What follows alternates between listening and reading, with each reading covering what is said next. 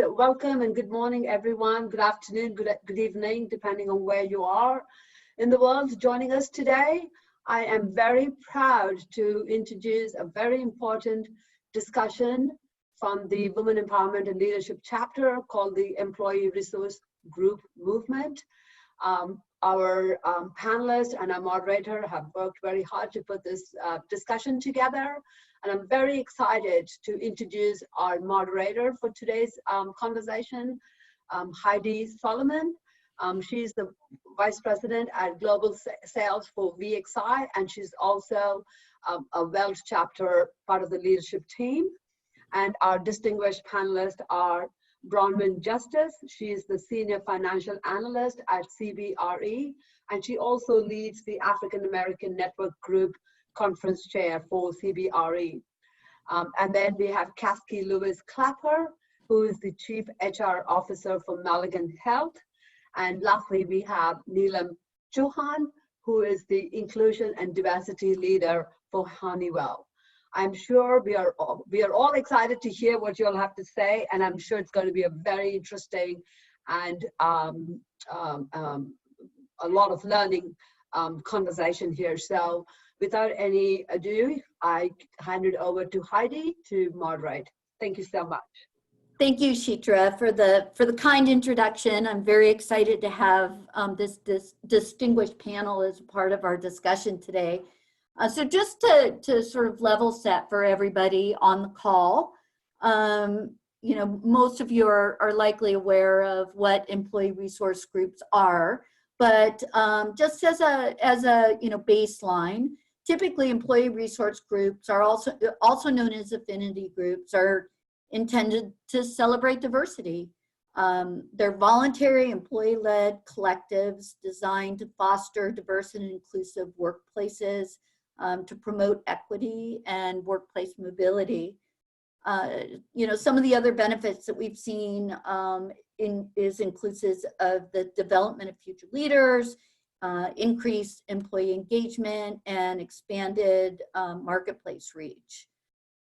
Interestingly enough, according to a workplace.com report that was recently released, reported 90% of Fortune 500 companies have ERGs.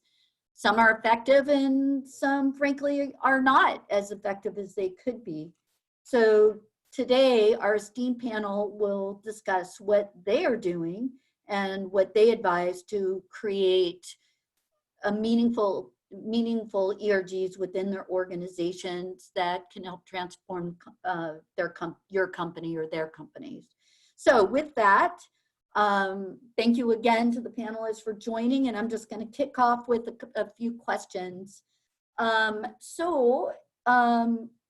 This would be for all three of the panelists, but if you would please describe the work that you're doing today across the various ERGs in your organizations, that would be great. Bronwyn, why don't we start with you? Thank you for having me. I'm quite honored to be a part of this panel, and I am hopeful that I will learn something and have something to take away to my organization as well. Currently, I serve as the conference chair for the African American Network Group for CBRE, which is a commercial real estate services company. I've been connected with the ERG group since 2010. And I'm also a member of, we have 7 groups. I'm also a member of the Women's Network Group, Asia Pacific Group, the LGBTQ group.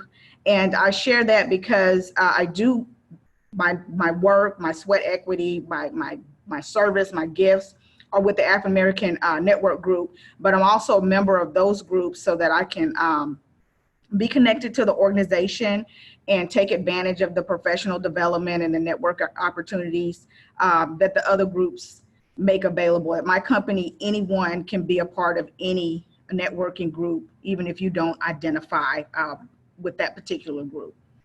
So for ANG in particular, we have aligned our goals with 3 of CBRE's corporate strategies. So that's how we fit overall into the business. And those three strategies are client outcomes, top talent, and culture. So when we strategize and come up with our plan as far as chapter level, the national level, and then what we are going to do on the conference level, those three strategies serve as our guide as to what we will offer our members. Perfect. Thanks. I know we're going to get a lot deeper into that during our conversation today as well. Caskey, would you like to share? Sure. And my lens is a lens really of creating workforce capability for Magellan. And so we have a strategy around ensuring we're doing that, which necessarily means DCNI is very important to us. The work that we do in this area really is and continues to grow in visibility with every function. So with talent acquisition, with talent management, with analytics and compensation, with rubber hits the road work that we're doing within business units. So the piece, the ERG piece, really came to life for us when we launched Facebook at Work and made a conscious decision to support grassroots efforts. And we've had some really terrific and energetic and passionate groups form from this. And we're working with those groups to learn and to make sure that the strategic infrastructure we're putting in place to create sustainable change in the workforce capability that we're building they're helping to shape that, basically. That's awesome. Thank you. And Neelam? Sure. And so similarly to my fellow panelists, we also have really embed ERGs into our I&D strategy, and we consider them to be our strategic partners, and this is a big pillar for us at Honeywell. And essentially, as a strategic partner, they are really helping to align and drive our I&D strategic agenda and initiatives. Our ERGs are actually called employee networks. And we really leverage them and empower them to be engaged in a number of activities within our strategy, be it driving talent attraction, talent retention, development.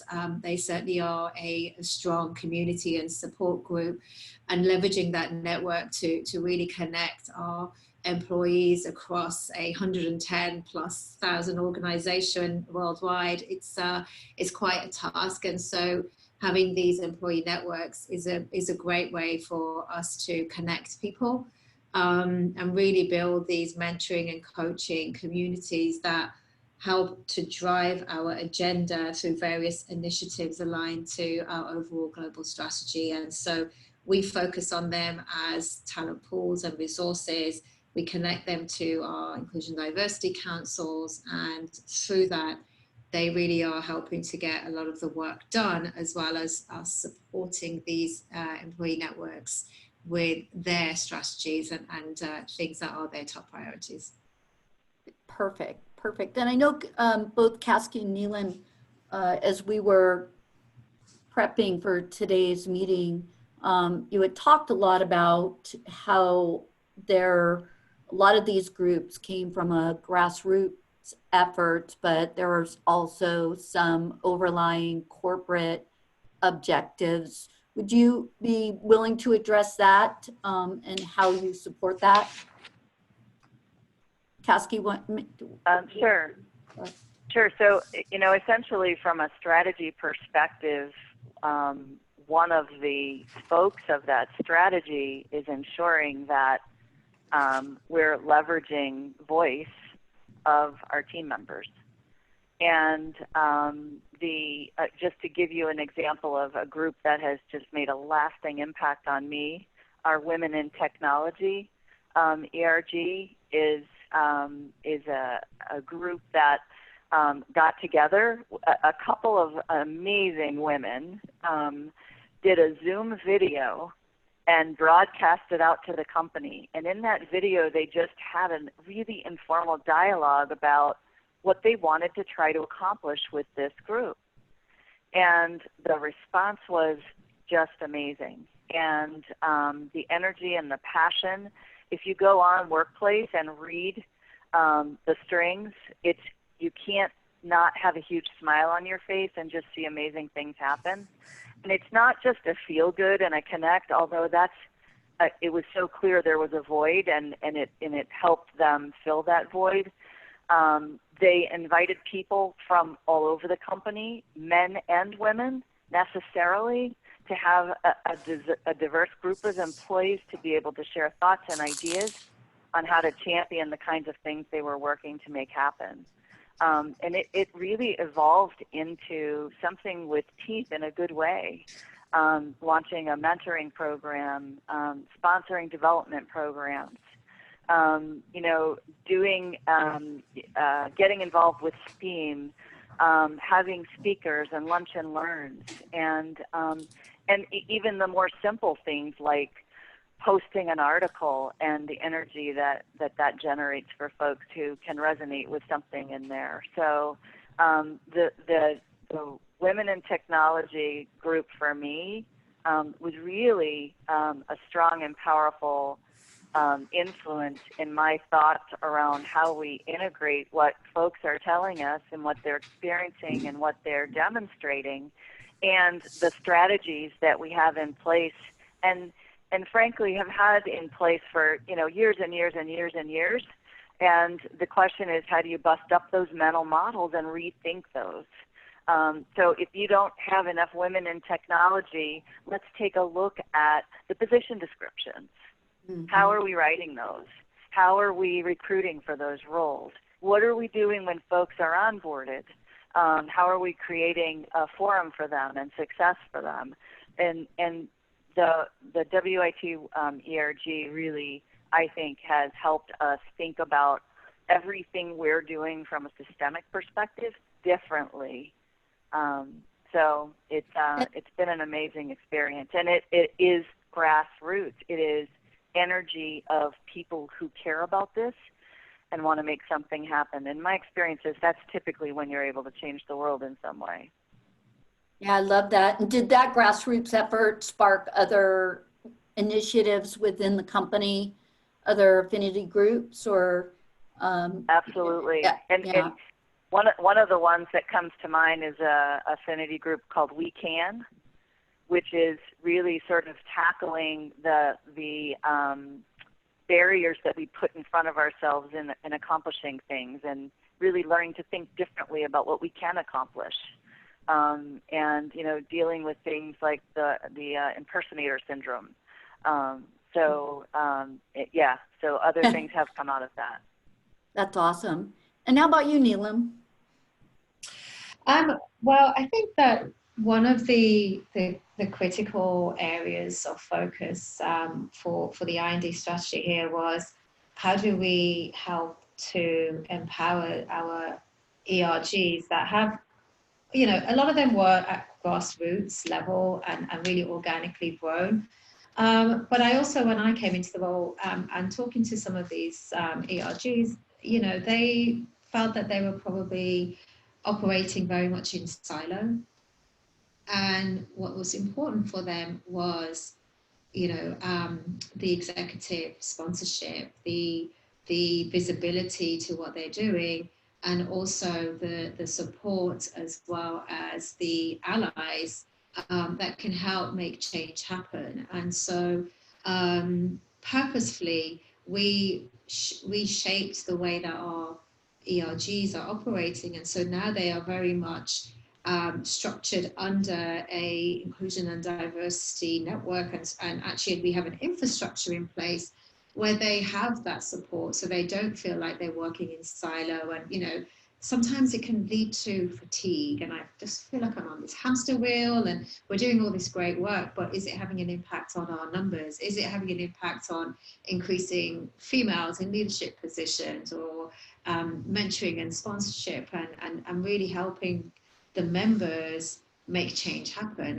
And so a lot of the strategy was, around how do we empower, provide structure, and also provide them with leadership and cross visibility across all of our organization and our businesses. So those that were grassroots, we've given them some structure, and then we've also designed and created some employee networks actually from scratch, and those are really designed with leaders that are influential in their respective businesses. So we have 5 businesses across the region, so we wanted to make sure that there's the right influential leaders in place who are actually going to help lead and steer the direction of the ERGs, but also can connect back to the businesses and be that intermediary that brings the sponsorship, the leadership buy-in, and whether it's budgets and funding, but really aligning what they're trying to achieve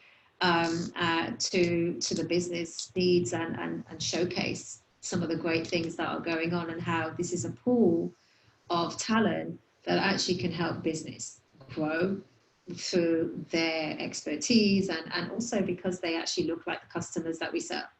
And so we really did a combination of allowing them to organically grassroots, but then we designed them and pulled them into the overarching strategy so that we could actually help empower the ERGs and the work that they're doing. That's great.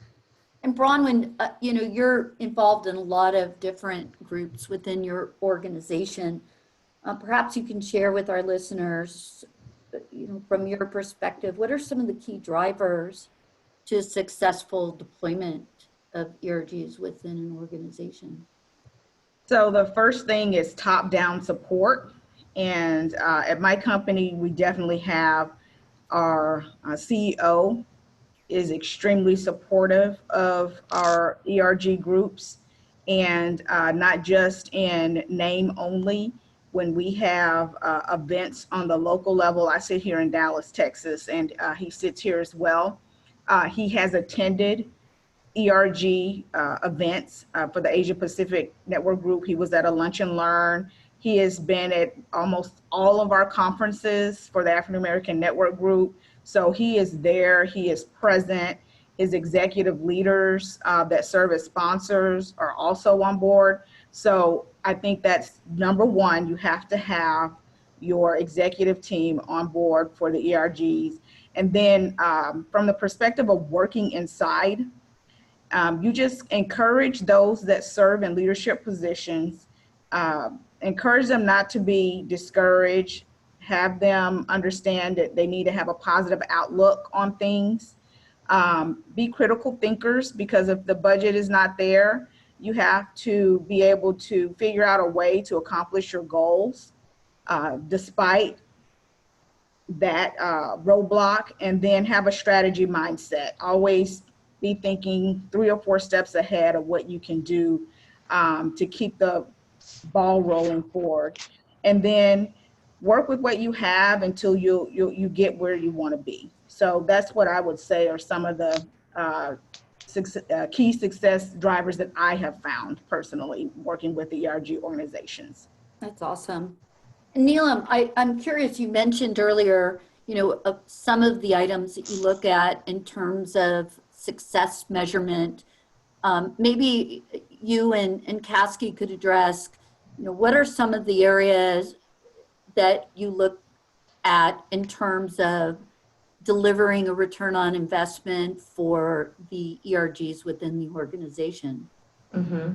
Sure, I can start there. I think from the outset, when we started to pull together the infrastructure and the strategy around our employee networks, there was a clear direction that we need to ensure that all of our ERGs have, direction in terms of what's your purpose, are you an inclusive network, what's your overall objectives, why are those your objectives, what's some of the priority areas that you want to drive, and then how are we going to measure success? And that could come in many ways. Some of the things that we've been looking at is, are your initiatives driving the outcomes that we need, be it attracting diverse talent to the organization through your events, your conference activities, your campus hiring activities, your strategic external partnering and community outreach. Let's see how that's coming back into the organization? Are we having an impact on our social media strategies that we are working on with our ERGs, be it, more impressions on our sites, more direct traffic coming through our career site? Are people applying for positions through an event or an engagement or a social campaign? That's a great way to start to see how the word is going out, both inside the organization's network and also externally.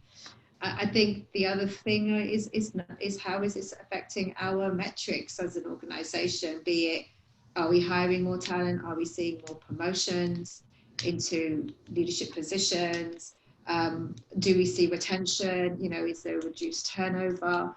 Are we really retaining the members that are coming into these networks because now they feel that they have a place where they belong, they have that community and that support structure? And so these are some of the things, hard metrics, as well as some of the softer ones, that really can help us to see if what we are doing is driving the change and moving the needle. And it all really stems from clear charters, objectives, and understanding how we're going to measure success. Perfect. Caskey, did you want to add anything to that? Sure. I mean, absolutely consistent with what we've just heard. And I think if I look at it from a big picture, success means innovative, best-in-class results for our customers and our members. So that we're, leveraging our workforce to be able to create amazing things in the healthcare marketplace. I think that if you back up from that, you're looking at hitting goals around, for example, women in technology. We want to attract more women to the technology team. We want to see them continue to be promoted. We want to see the VP and above to be reflective of that, right? Similar to all diversity initiatives around making sure that your employee base is a mirror of the customers and members you're providing services to.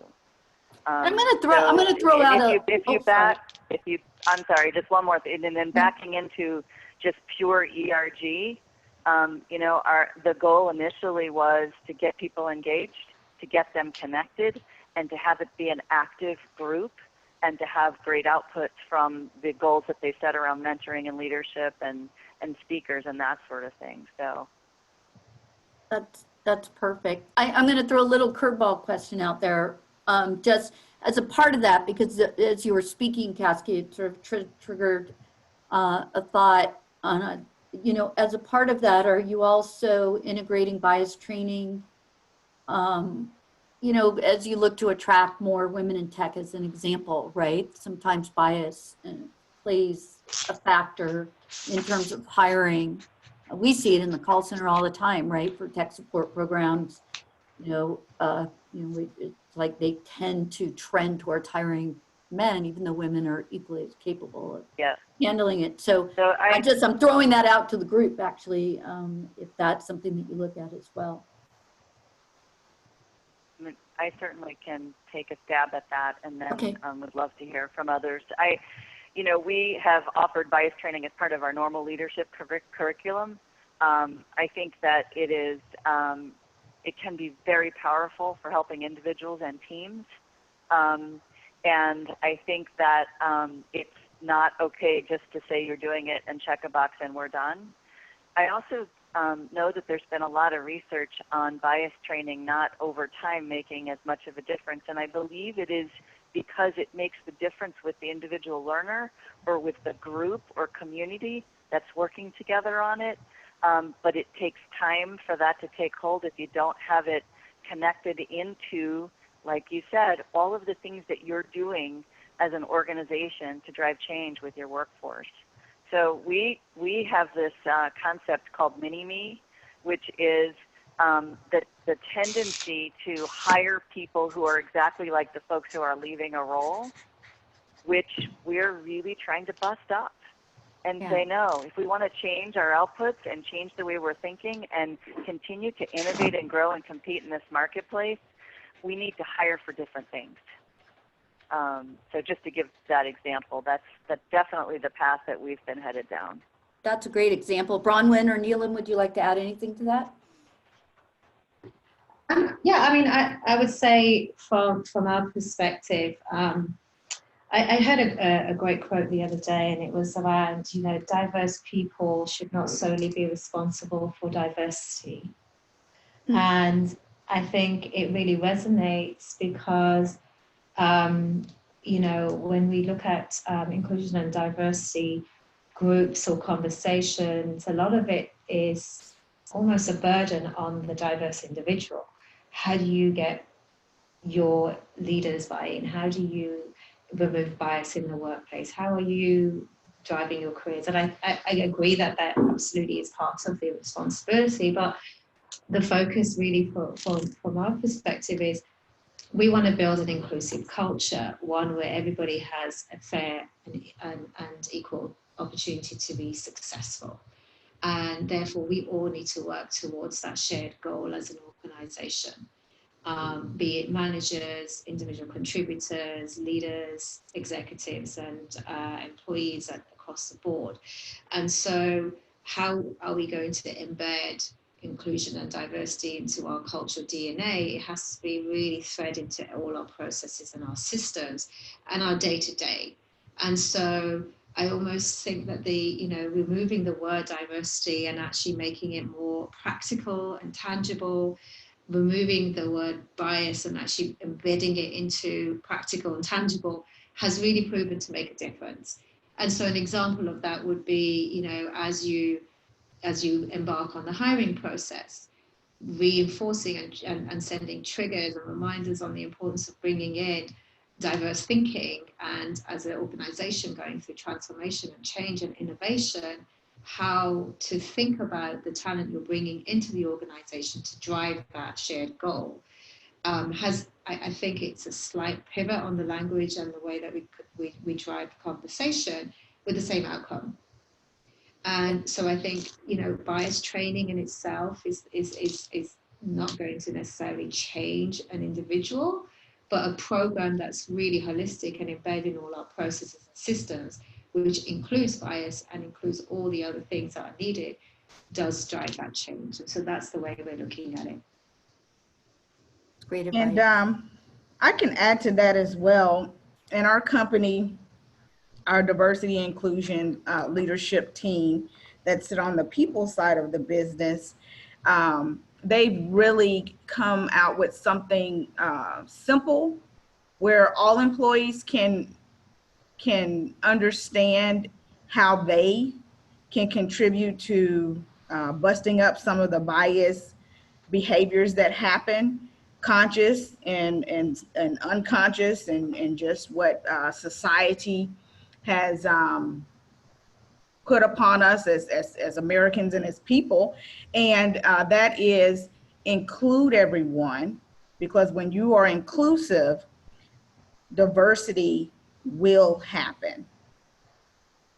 So that's a great quote. And make sure that you are looking around and who have you left out? Who have you not included?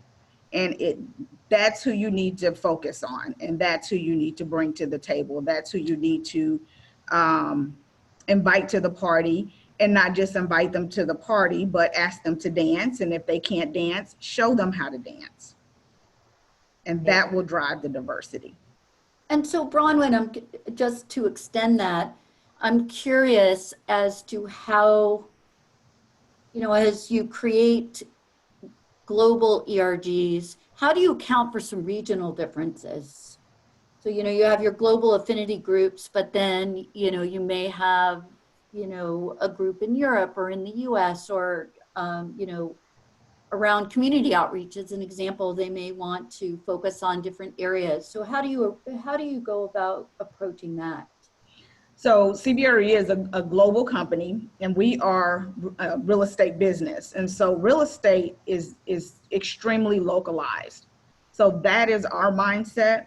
So what works for real estate for a broker in New York, you cannot do the same thing in Texas. It's just not going to work. So that's kind of the same concept we have applied to our network groups or ERGs.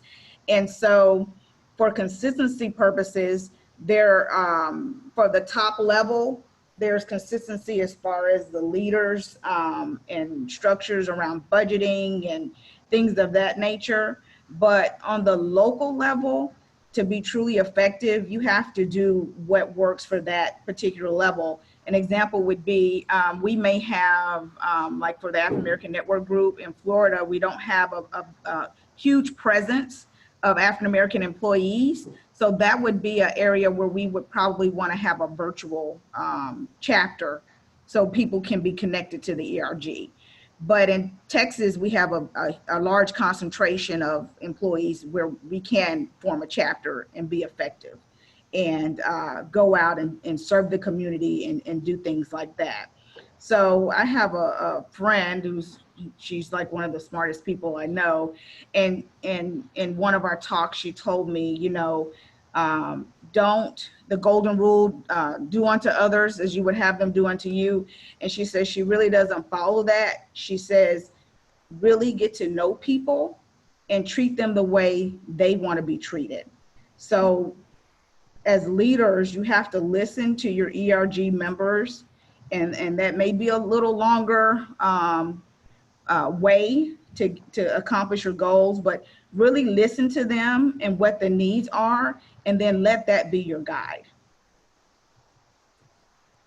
Perfect. Anyone else like to add to that? No? All right. So Neelam, one of the, and all three of you have actually mentioned this, but maybe we can dig a little bit deeper into getting executive buy-in. So how did you approach that in terms of, you know, involving the senior leadership team, getting their buy-in, which ultimately results in getting budget allocated, right? Mm-hmm. Yeah, absolutely. I think the first thing that organizations need to recognize is that driving inclusion and diversity does not sit with HR. It does not sit with the I&D leader. You know, we provide the structure, the framework, best practices, but it really has to sit within the business. And as part of our ERG strategy, we wanted to have our ERGs really empowered and supported within the business by leadership. And so as part of our infrastructure, we built inclusion and diversity councils led by very senior executives in the business that would drive together with their other leaders from each part of that business, the strategy, the initiatives, the actions. And as part of that, they would also be sponsors that support and govern their ERGs so that they are all working towards the same shared goal.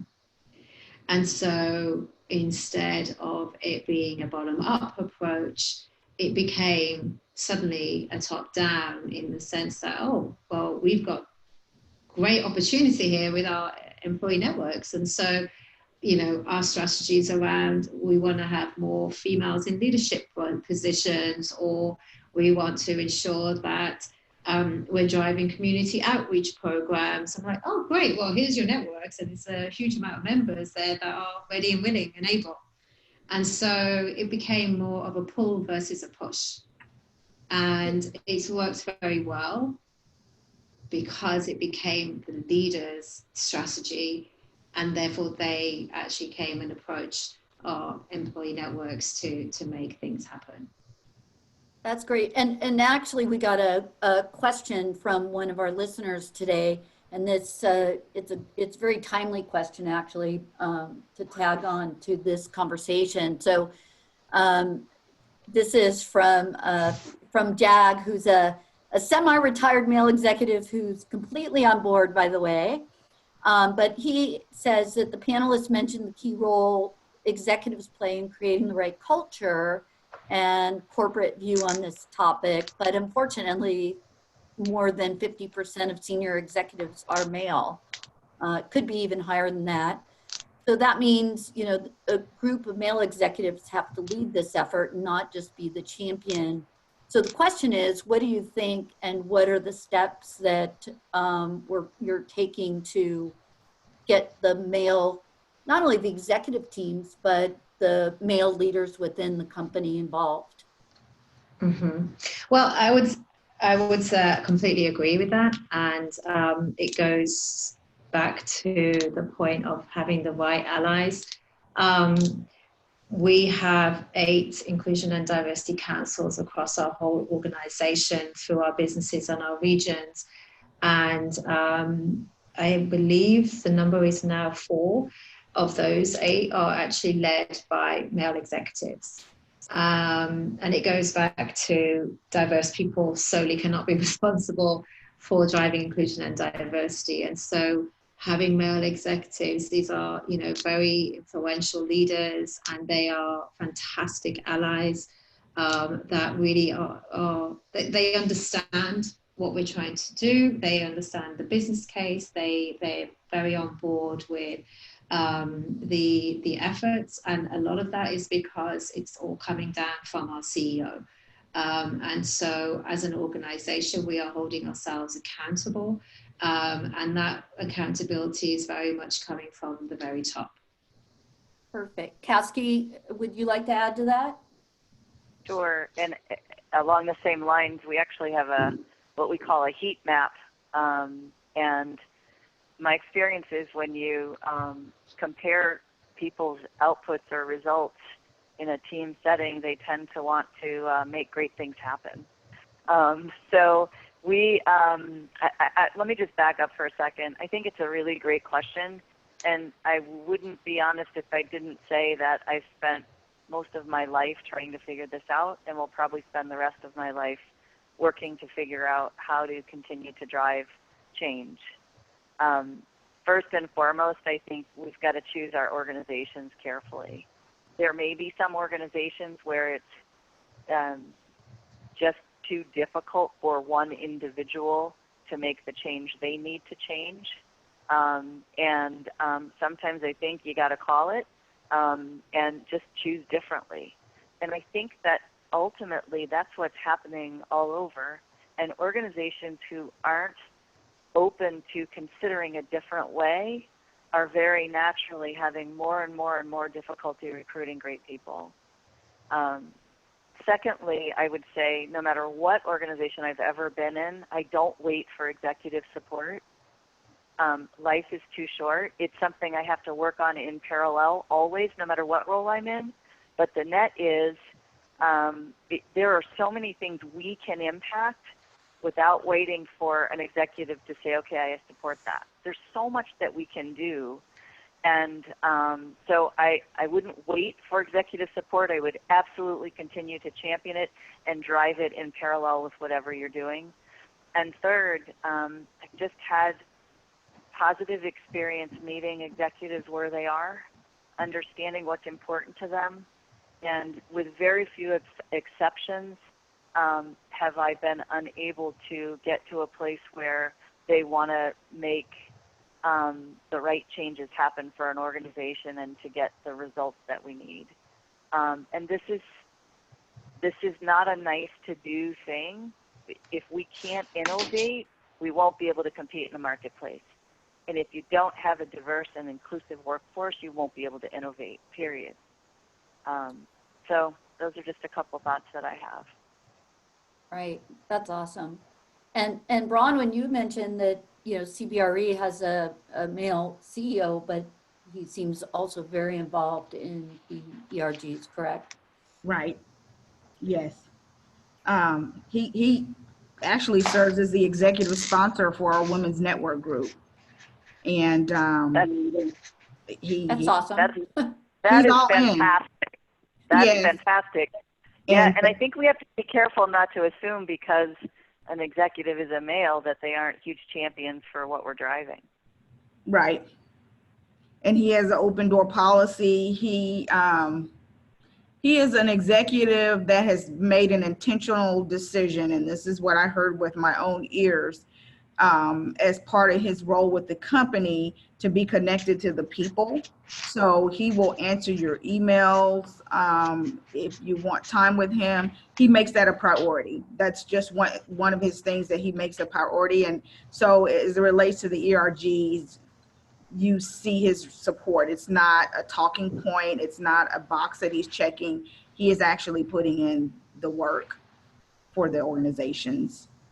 Perfect. So we've heard a lot of the great things that y'all are doing and, you know, across your organizations, but I'm sure as these evolve and grow, that there have been some mistakes that have been made. Would you be willing to share some of your key learnings as you've evolved these ERGs across the organization? Caskey, you want to kick off?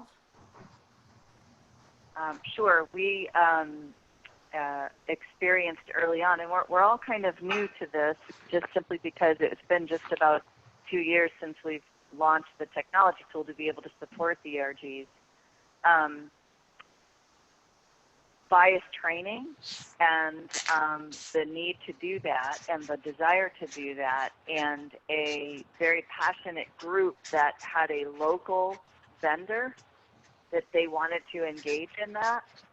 And of course, we offer bias training from an infrastructure perspective overall as part of our learning curriculum. And so we had folks on the learning team who had curated that content, and folks in the local team who wanted to bring in this vendor, which was different content, and there was some disagreement around that. I also think there was a lot of sort of mental model shifting going on, right? Because you have a kind of mature organization where you've got leadership that's used to, in a learning environment, curating the content. At the same time, you're trying to champion voice and ensuring that everything we're doing is reflective of our team members' experiences and lens and the benefit of their input. So we went through a lot to try to figure out, well, okay, there are things that might be happening with this vendor that we aren't supportive of as an organization. What do we do with that? And then really coming up with partnering to work together to bring this vendor in and to do an event. But it was bumpy. And I think we made good come of it, and we learned a lot. And I'm sure we have a lot more to learn. But that would be an example I could share that we just went through, probably about a year ago. Yeah, that's a great example. Neelam, how about your organization? I would say that some of the common mistakes is really around who's who in the zoo, I guess. And so, yeah. Awesome. And what I mean by that is, with respect, is we have a lot of very passionate people that spend a lot of their personal time, energy, and effort in this space and do a lot of great work to support their mission, and especially in ERGs. And it's very well recognized and admirable. But at the same time, I think what we need to make sure is that we have the right leaders, because if you have just a lot of passionate people, but it doesn't have the direction, there's no clear objectives and purpose, and it's not aligned to the strategies, all the things we just talked about today are going to be a struggle. The buy-in, the leadership, the executive support, the budgets, and making change happen. So I think that, a lot of the mistakes I've seen is that this person's very, very passionate and energetic about it. Wonderful. Let's give them an assigned role, and this is what they will be doing. but are they going to be the right leader to make change happen? And I know that that could sometimes be an uncomfortable conversation, but we have to get very comfortable with uncomfortableness in this space. And, you know, it's really making sure that the right people are on board, because there's a lot of work to do in this space, and we want the right leaders there. Yeah. Right, Sim Bronwyn? So that, I'm going to kind of echo some of the same things that have already been said, but I've learned from all of my mistakes, and I've now evolved to the point that I'm appreciative of my mistakes, because as I look back, that's where the best lessons have been learned and what has stuck with me most. And I think that is true for the ERG organizations as well. So at this point, we recently had like a round table with a lot of the diversity leads in the company. And one of the things that was common amongst the group was about leadership and making sure that you are putting the correct people in place. So for me, I would like to personally take more time to truly understand the motive of people that wish to serve in a leadership capacity, or that would accept an appointment to serve in a leadership capacity. And, you know, in addition to the passion, they need to have the skill set and a servant's heart and the desire to, you know, be excellent in everything that they do. And because when you put the wrong person in the position, it slows you down on executing on your vision, on your goals. And sometimes it takes the focus away from the group, because you have those that are not contributing in the way that it's needed for the organization to move forward.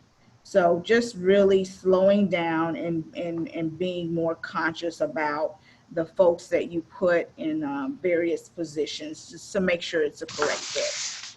And that's hard because most of these are volunteer positions, right? So how, you know, what's your recommendation on how to go about that screening process? You don't want to deter the passion, right? Right. What has worked well for me, because with the conference, it's a program that has occurred. Right now we're on a biannual cadence. Mm-hmm. So working on the committee level, like, you know, that granular level, and you can see the work that people have actually put in. And then those are the ones that you go to first, because you know their skill set, you know their personality, you know that, you know, they operate with some integrity. So those are the ones that you would go to first. And then for those that you may not have any history with, you know, you can put them somewhere, but make sure it's if it doesn't work out and you have to take over, make sure that you have the bandwidth to do that. And if you don't, then I wouldn't recommend putting them in that position. And then you also have to create a culture of this group is a safe place, because we are here to learn. So you are going to get feedback. And if it's not criticism, it's coaching. Everybody needs a coach. Michael Phelps has a coach. Serena Williams has a coach. Simone Biles has a coach. They're the best at what they do, but they still need a coach. So if you get feedback, it's because it's coming from a good place in our heart, and we want you to be better.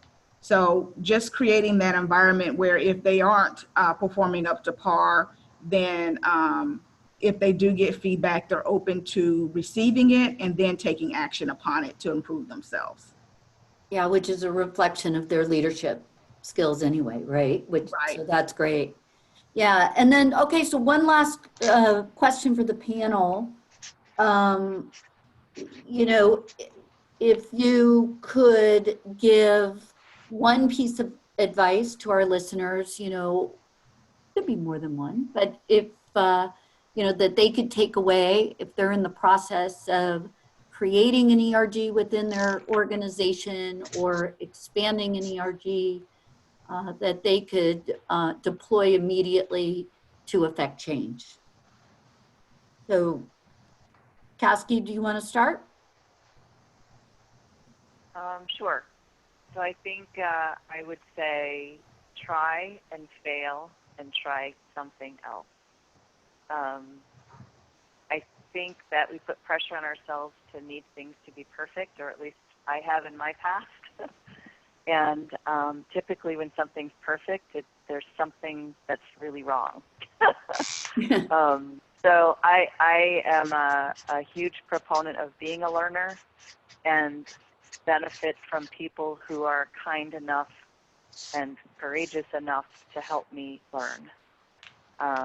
So I really get a lot of energy from just trying things, not irresponsibly, but taking risk, smart risk, to try to make something different happen and occur and be sustainable.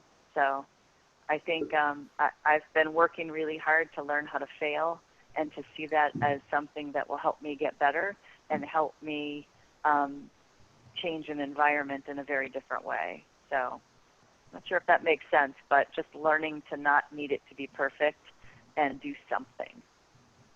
Love that. Neelam, how about you?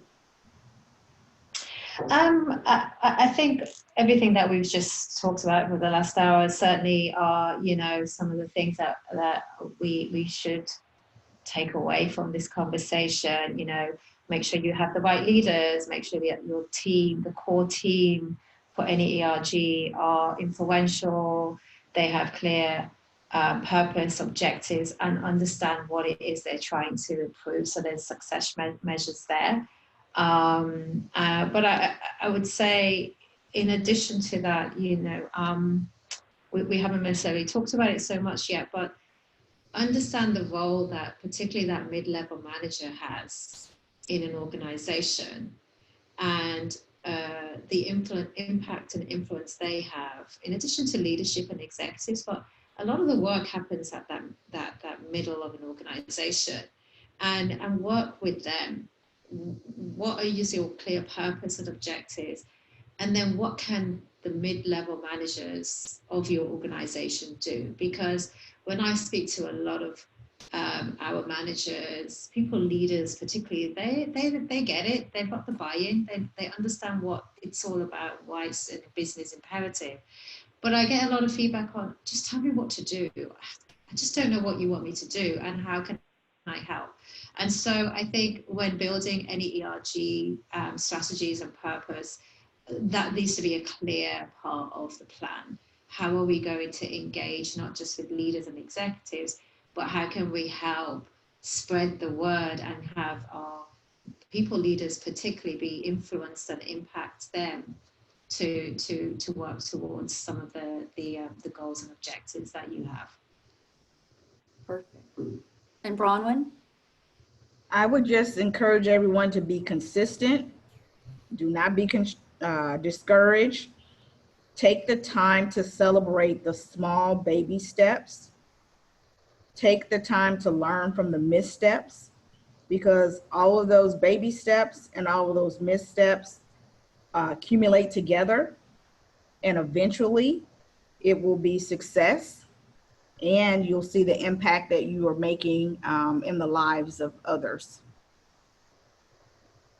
That's great advice. Well, thank you to all three of our panelists today. I know I learned a lot from this discussion and appreciate your wisdom. And with that, I'll turn it over to Shidra, or I believe Debbie Hamels, the IAOP CEO, is on the phone as well. Thank you. Hi, Chitra. Do you want to say anything before I wrap it up? No, Debbie, you can go for it. Fantastic panel, incredible information, so much. I learned so much from the three of you. Really fascinating conversation. Thank you all so much, and thank you, Heidi. Over to you, Debbie. Okay, great. Thank you, Chitra. Yeah, let me add my thanks very much for everyone that joined us today. And on behalf of IOP and its global membership, a special thanks to the leadership of the Women Empowerment Leadership and Diversity Chapter for their hard work and their determination in creating this timely program.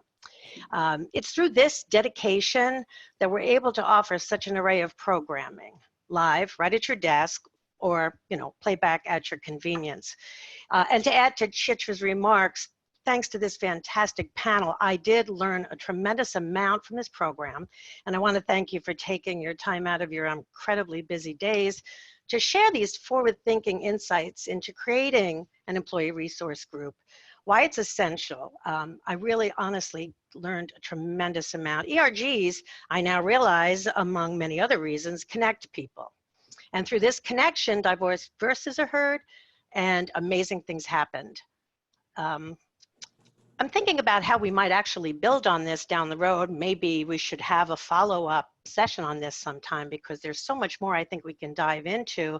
And I think as we move forward, this will become more and more important. So should you wish to learn more about creating an ERG, I'm sure the speakers on this panel, as well as this chapter leadership team, would welcome your comments and your input. So feel free to reach out to any one of the chapter leaders or to me, and we can get you connected. Don't forget, the program will be available online, so you can replay it, share it with your networks, some of your colleagues, and let's just get involved. This chapter is a very important one, it's a very popular one, and you have an opportunity to hear your voice heard. So thanks again, have a wonderful day. Thank you so much.